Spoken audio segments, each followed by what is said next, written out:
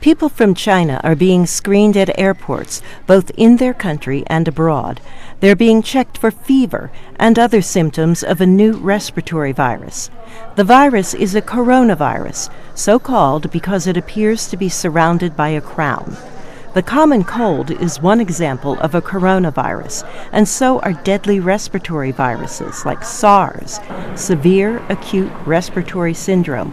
It originated from animals, civets, at a food market in China.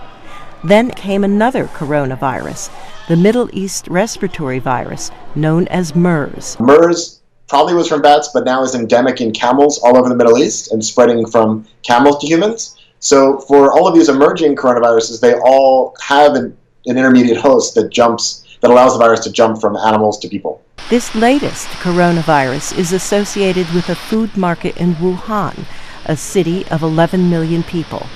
Respiratory viruses are airborne, transmitted by coughing or sneezing, touching an infected surface, and then touching your mouth, nose, or eyes.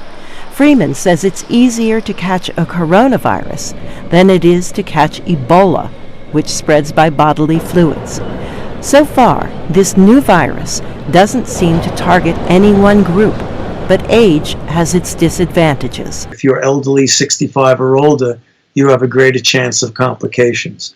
But there's no age restriction on this. Complications can include pneumonia, bronchitis, kidney failure, fluid buildup in the lungs, and death. If you wind up getting a secondary bacterial infection, you can get put on an antibiotic. If you have respiratory distress and you need help with breathing, you could be put on a respirator. But there is no proven, specific, effective treatment for the novel coronavirus. Scientists around the world are studying this virus.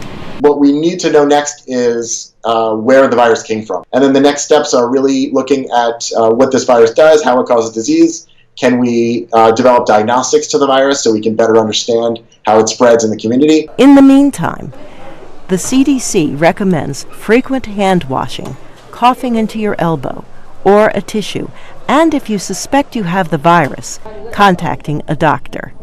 Carol Pearson, VOA News, Washington.